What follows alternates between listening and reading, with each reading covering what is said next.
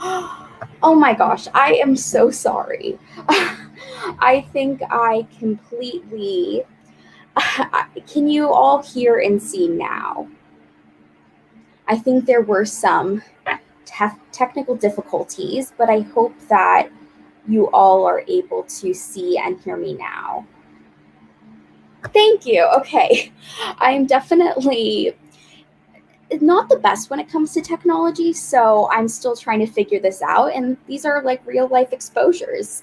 Um, so let me introduce myself again now that you can see and hear me.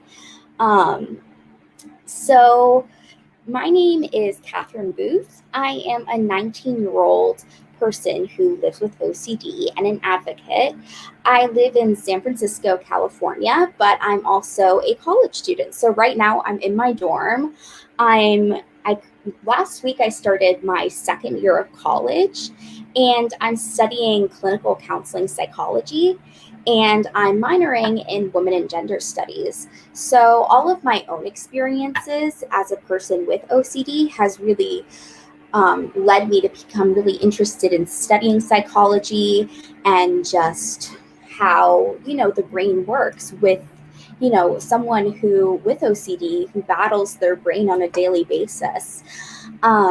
So, I am so excited to be here tonight on No CDs Live. And now that you can both see and hear me, and I actually run an Instagram account called The Road to Recovery from OCD. I can post a link to that just so you can see. Let me get that up.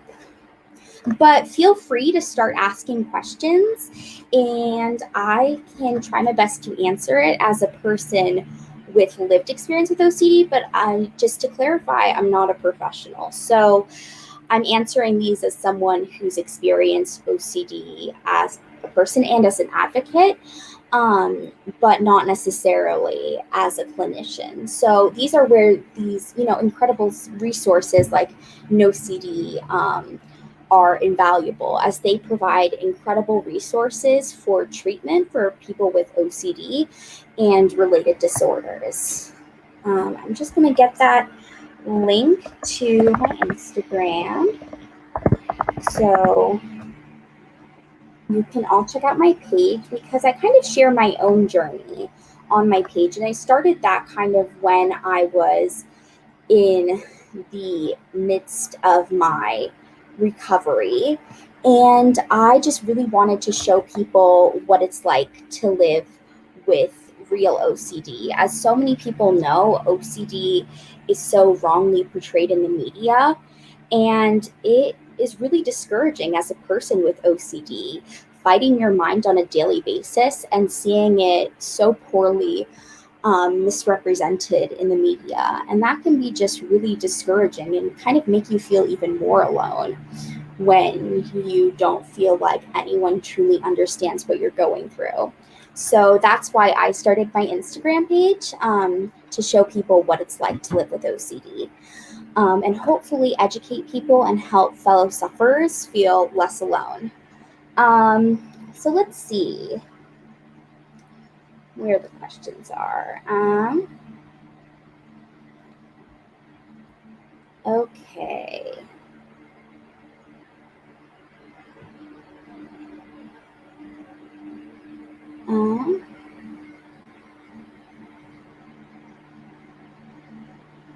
Okay, so this is a good question. Is it from Jesse? Is it normal to struggle with one intrusive thought related to your theme? I'm struggling with a thought. So, as someone who has definitely kept with one specific theme, my OCD is kind of attached to perfectionism, and just every other theme that I've had relating to OCD has all tied back to those like initial perfectionism, intrusive thoughts, and obsessions and compulsions. So I definitely relate to that whole idea of you kind of getting stuck on that one thought and really not being able to pass it. But I think it's so important for us to recognize as people with OCD that we are not our thoughts. While we may experience these thoughts, they say nothing about ourselves as individuals. They're something we experience, but they're not who we are. And I know that in the moment, these thoughts can feel terrifying and just so horrible and make you question your own morality as a person, and just whether or not you think there's something wrong with you when you experience a thought that's really horrible, and just it makes you feel just kind of disgusted with yourself. But that's one part of OCD recovery, is learning to sit with the thoughts, acknowledge their presence, but not necessarily try to push them away. Because when you try to thought suppress, or just kind of replace your intrusive thought with a better thought, and just kind of try to push it out of the way altogether, that's not going to make your OCD go away. It's only going to make it want to come back stronger. And that's not going to benefit you in your recovery. So that's something that it's taken me a really long time to learn. Trust me, it hasn't been easy to get to the place where I can know that my thoughts don't define me, and that they're just thoughts, and that in order to continue making progression in my OCD recovery, I can't, try to push them away or try to do thought replacement or suppression. None of that's going to work. But I think that another thing to realize is that you'll never like your thoughts. Like, these thoughts will probably always be relatively uncomfortable to you. It's still, like, even as someone who's been in recovery for quite some time, my thoughts still give me distress, but they don't bring me the same amount of distress that they did when I initially had them, which definitely shows a lot of progress made in my recovery, and me kind of learning that my thoughts are no indication of who I am as an individual. And that's definitely something that took me a really long time to learn through therapy and ERP in particular. But I think just knowing that the way to, deal with intrusive thoughts is just by sitting with them. That's a really good question. Let's see.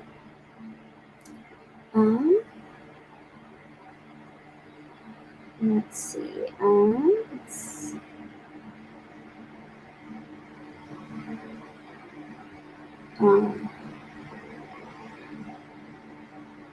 Okay, this is a really good question. I feel like even with ERP, I'm getting ERP through NoCD. That's awesome. My obsessions continue to exist in the background. When I resist compulsions, they get more quiet. Do I just continue letting them sit? That's a really good question. So I think that it's important to know that ERP is the gold standard treatment for ERP or for OCD, and that you are making such big progress even by choosing to take part in ERP, exposure and response prevention, because it's so difficult facing your fears head on. And I think that one thing is that ERP is not going to make the thoughts or the obsessions go away. It's going to help kind of reduce the impact that your OCD is having on your life, but it's not going to eliminate it altogether, because OCD is a chronic and lifelong disorder. But what I've come to realize is that the impact that OCD has on my life doesn't have to be lifelong, in the sense that I will still have obsessions, I will still be resisting compulsions, but I can still go on and continue to live my best life regardless of what I may be facing internally in my mind because of OCD. And I think this is something that is really a hard part of recovery, is coming to that point of acceptance, realizing that there's really no way to get rid of OCD altogether. But also learning that there is a way to kind of overcome your OCD to the point where you can still be the person that you want to be and live the life that you want to live. I can give an example. For me, I I struggled significantly with my OCD for a majority of my time in high school. And it got to the point where a majority of my OCD also surrounded school itself. So, based on my theme of perfectionism, I had a lot of perfectionism obsessions relating to my schoolwork and my grades.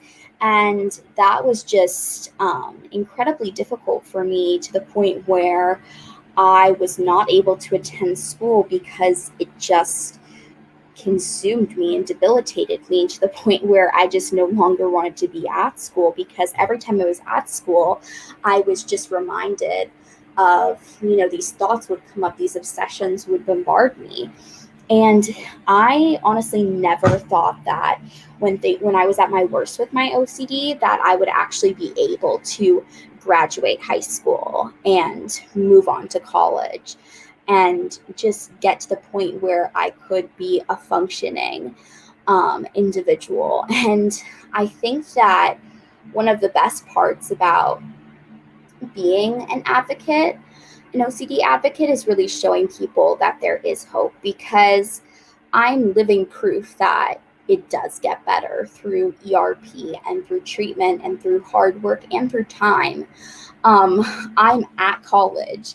I graduated high school with honors. I'm living by myself. I'm not at home. I'm living in a dorm. I'm studying what I want to study, and I'm not saying that my OCD still doesn't interfere with my life, because it does, but I'm also at the point where it doesn't have to completely ruin my day. It may consume me for a certain amount of time in my day, but not to the point where I let it take over. And that's all because of ERP. And like you said in your question, the more you resist the compulsions, the quieter kind of your obsessions become. That's actually a really good way to put it. The more tolerable I think they become, because you're not feeding into that cycle. Because, as many of you know, OCD is a cycle, and um, it's all about, like, OCD recovery is all about breaking that cycle. So although you can't control your obsessions, you can control whether or not you're going to engage in compulsions. So you should be really proud of yourself for, doing your part in your ERP, and you're already seeing progress, which is amazing. Let's see.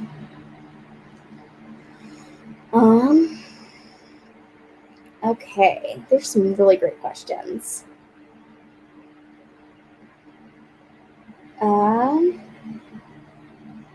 Okay.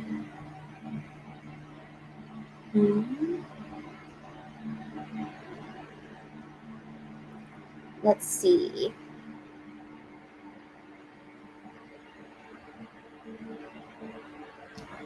Okay, this is a really good question. Any advice on our OCD? I am really struggling here. So, if any of you don't know, our OCD stands for relationship OCD. And one thing that I've really come to learn is, prior to, because I'm still pretty young, I'm 19, I am in the point where I am in the process of, developing these relationships with people. And as I've gotten older, I've noticed, my ROCD themes becoming more present in my life. And one thing that particularly impacts me with ROCD is kind of, those friendships that you have, because I used to not realize that ROCD can not only impact, your romantic, more intimate relationships, but it can also impact the relationships that you have with your family, with your friends, even if they're purely platonic or familial. And that's something that, was really helpful for me to realize, because OCD will attack anything that you value or that has meaning to you. And if you have some really great friends, if you have a really close relationship with your family, it's going to impact you in relation to them. So one of my big things with my friends is, it actually kind of, my OCD tends to target a few of my friends in particular. And it can be really challenging because some of these friends are the people that I'm closest to. And my OCD will make me question, oh, do they secretly hate me? Um, are they just putting up with me? Do they actually want to be my friend? Did I do something that potentially like damaged our relationship? And one of my big things was seeking reassurance from these people and kind of realizing that seeking reassurance and asking them, oh, are you mad at me? Do you secretly hate me? Just all these questions was not helping me in any way, though it may provide me with some temporary relief. It's, not going to reduce the impact that your OCD has on your life, though it may help you temporarily. OCD is only going to come back stronger each time you give into it. And addressing our OCD or anything that you may have, whether it's sexual orientation OCD, harm OCD, suicidal OCD, whether it's responsibility OCD, perfectionism OCD, contamination OCD, you name it, you still treat it in the same way through exposure and response prevention. And one of the main parts is learning to sit with the uncertainty.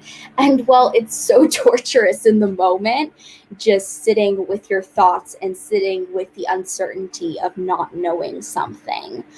And not having that definite answer that your OCD is seeking for, that certainty that is kind of impossible to get in life. I think that, the main way to deal with that is through doing your exposures, trying to break the cycle of OCD. And also, setting yourself up in these situations when you start having obsessions. Oh, does my best friend hate me?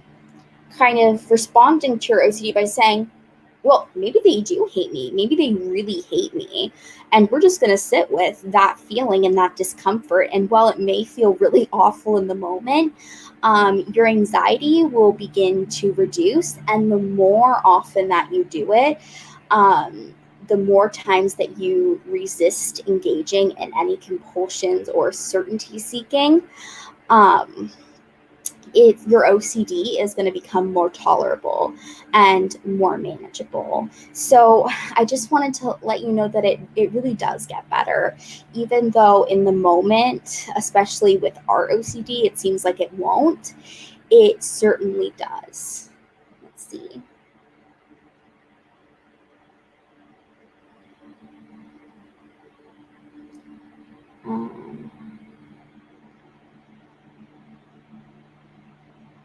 Let's see.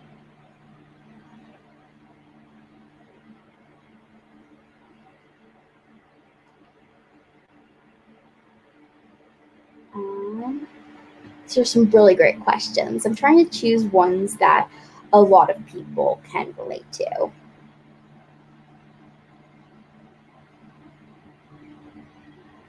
Let's see.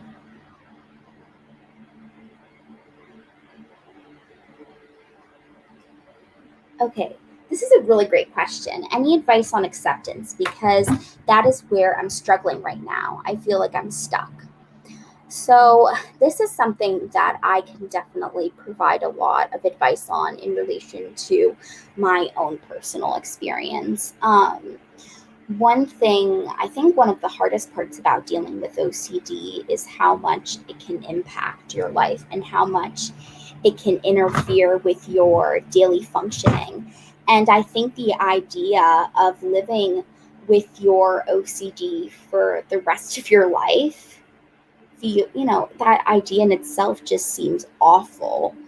And it's really scary to think about that sometimes. Like, even though I've been in recovery for so many years, I'm also, at the point where I am realizing that this is going to be something that I deal with. It's still difficult to think about that sometimes because there's always a part of me that's like, why can't my OCD just go away? Why am I struggling with things that I know a lot of people aren't struggling with? why am I constantly doubting myself? Just, these why me questions, because OCD really sucks and it can be really horrible. But I think one of the best things for me is, like I said, I've really, I run a platform on Instagram, and through that, I've met so many incredible people, and I've followed the stories of other OCD advocates who are at all different stages in their life. And I think for me, it's really inspiring and meeting other people with OCD who have been able to accomplish the things that I hope to eventually accomplish myself, like graduating college, getting married, having kids, just all things that OCD makes you question, and just the impact that it's had on you in the past. You're like, what if my OCD will get bad again? What if I never um, reach that point where I achieve these goals and, reach my dreams and all my aspirations? But I think it's just realizing that it certainly is possible.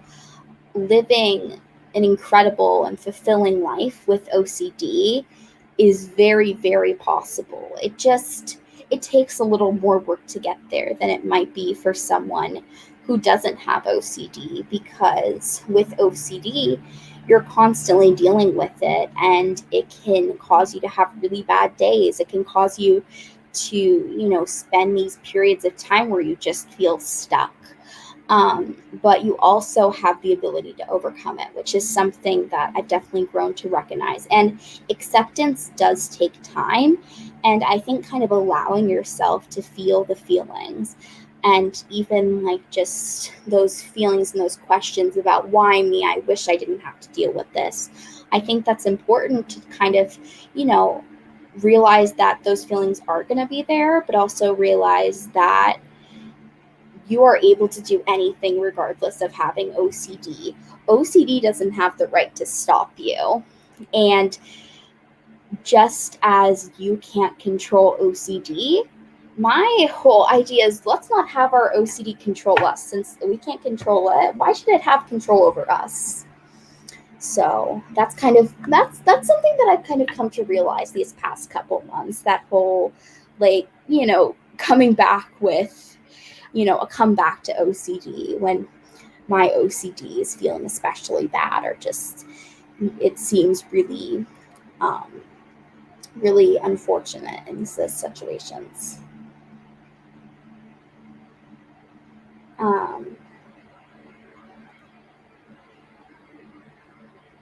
Let's see.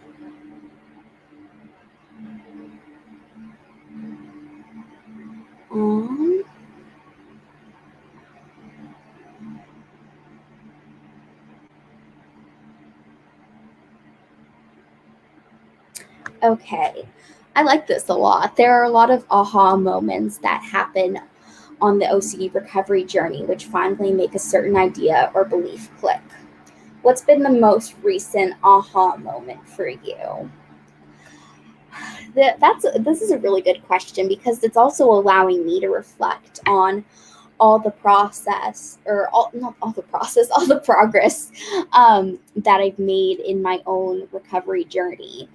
And like I said, a majority of my OCD surrounds school, and just feeling that all my self-worth is based on or reliant on my grades and just the way that I perform in school, which can be really challenging, especially knowing in college that you are not going to be perfect, and there's no such thing as perfect. And it can be really difficult for OCD in these moments, because your OCD just likes to come back especially strong.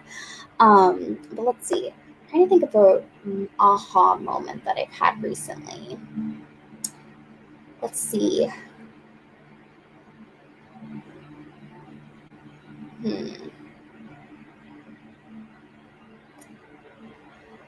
I think that one of my major aha moments is that my OCD doesn't make me any less of a person. And I think that whole idea is that everyone has something that they're dealing with, whether it be OCD or not, they have their own struggles.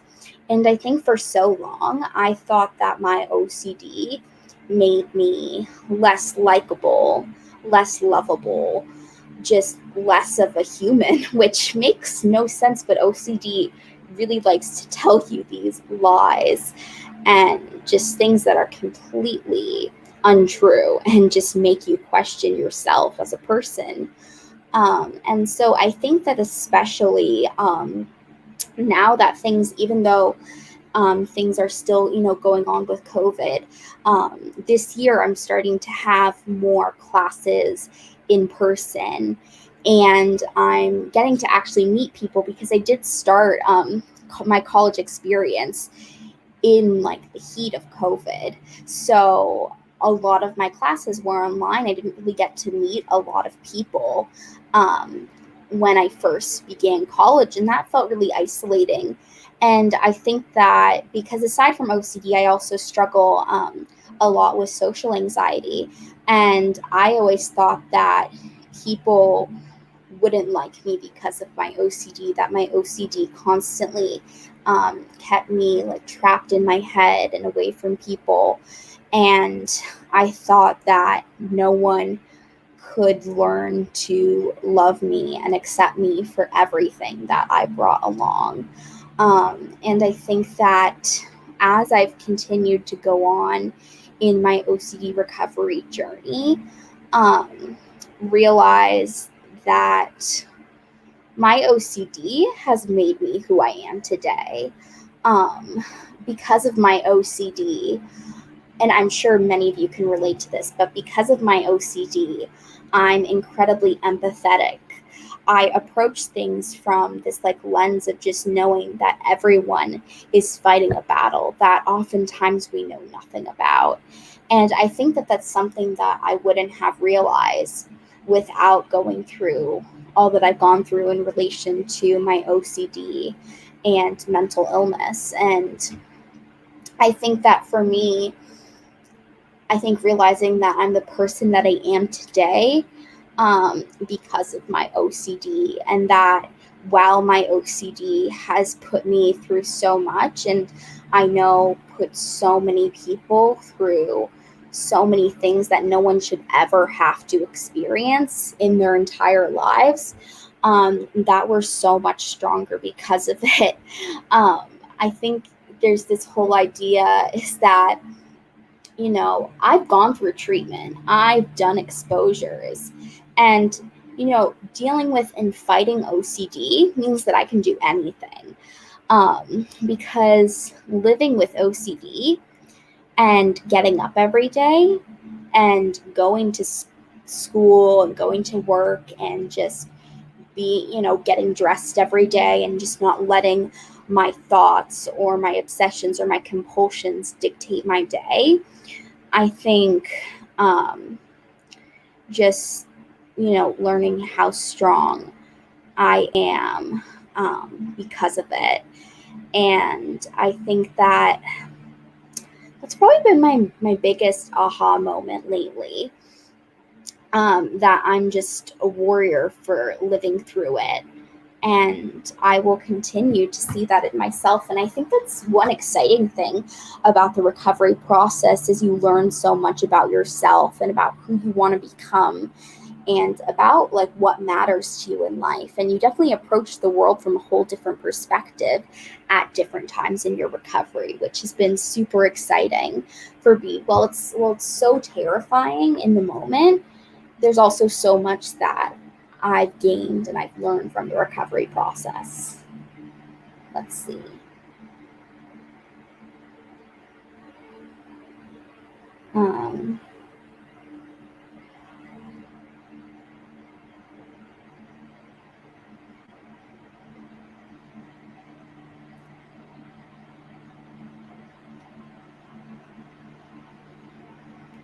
Okay, this is a good kind of thing to address. It says, "Hi, I just had a session with my no-CD therapist, and I've been in treatment for 9 months, and I feel like she is disappointed that my harm OCD is still there as much as it is."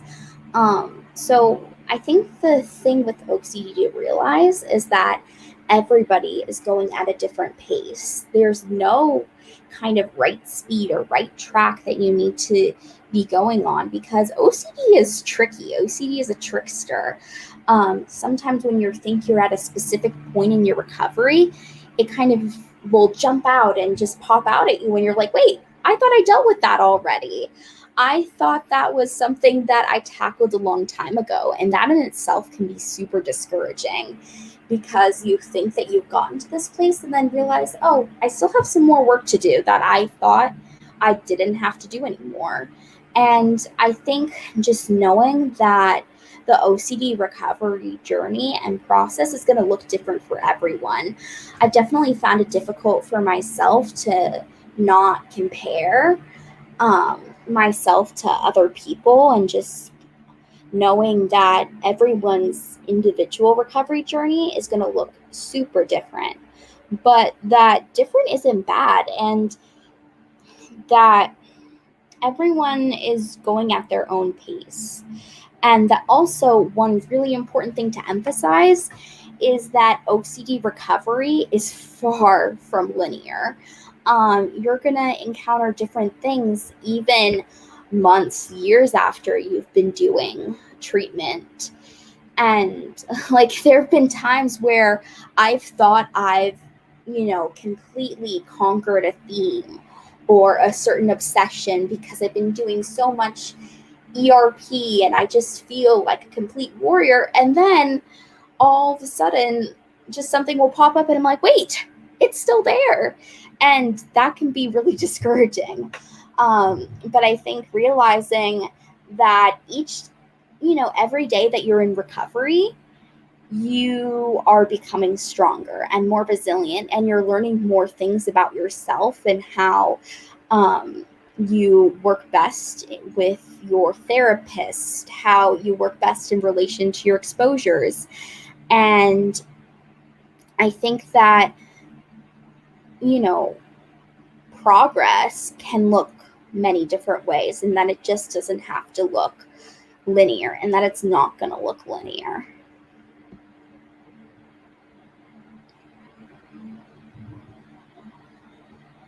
Um,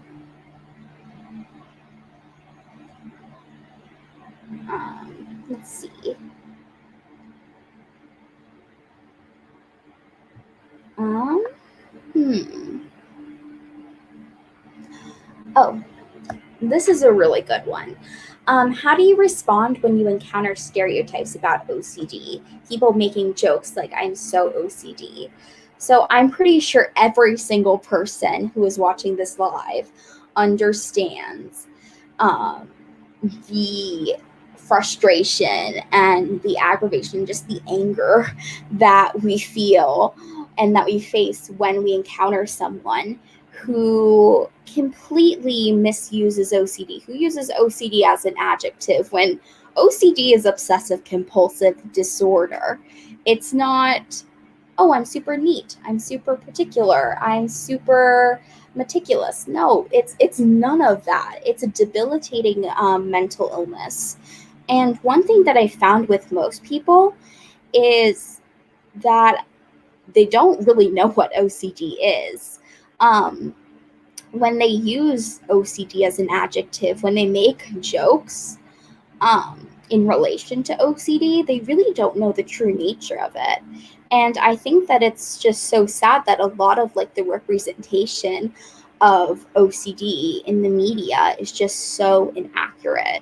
Like Khloe Kardashian and her whole CloCD branding strategy, how that has, shown so many people that it's just something to make light out of, when people who live with OCD know how difficult it can be. So for me, I kind of try to approach these situations from more an educational perspective, and knowing that if they know how much pain OCD causes, they wouldn't be joking about it. OCD, has caused so many of us to live our life in fear and in so much pain, and it's taken away so much from us. So I think just addressing it from a situation like, I really don't, you should not, or I think honestly, just saying you really shouldn't, you don't even have to say to someone, I have OCD, or you don't even have to share your own experience. Just saying that OCD isn't something to joke about. It's actually really serious and can be really debilitating. And that I understand why you think it would be okay to use OCD in this way, but there are so many other words that you can use in place of OCD, like, I'm so particular, I'm so nitpicky, I'm so meticulous. And just showing people that it's really not something to joke about, and that it's just as legitimate as any other disorder or illness or struggle, and that it's really difficult because people oftentimes can't see what's going on. Let's see. I'm trying to think of what else. Let's see. Um,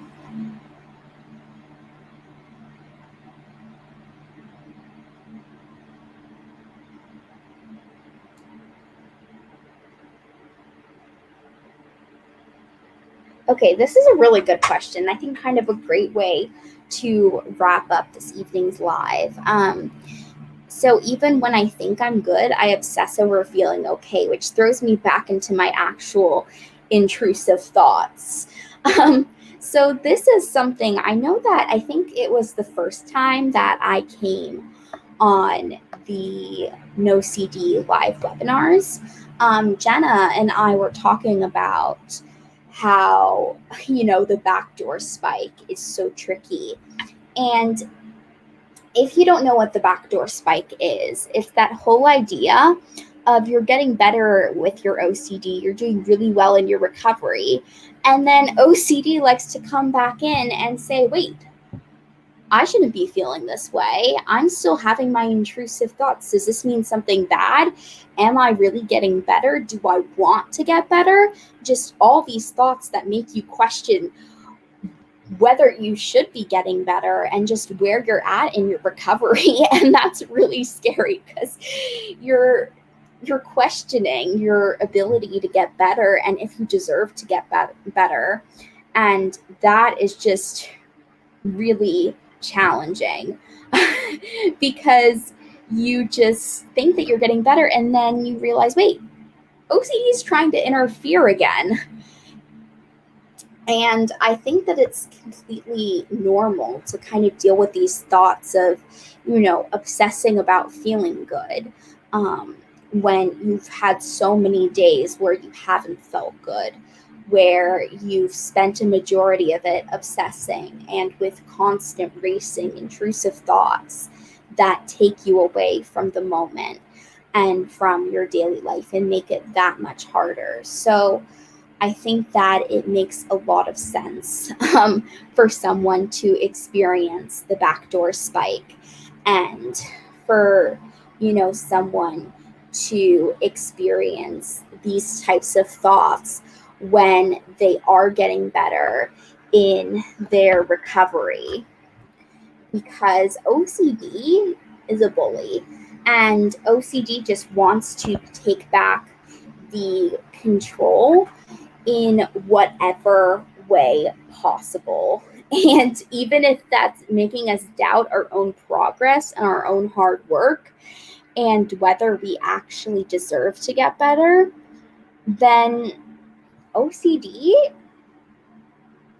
it's a bully. And I think that's the main thing that we come to realize. And knowing that it still is going to be there even when we are doing a lot better, and that it's going to be tricky, it's going to be manipulative,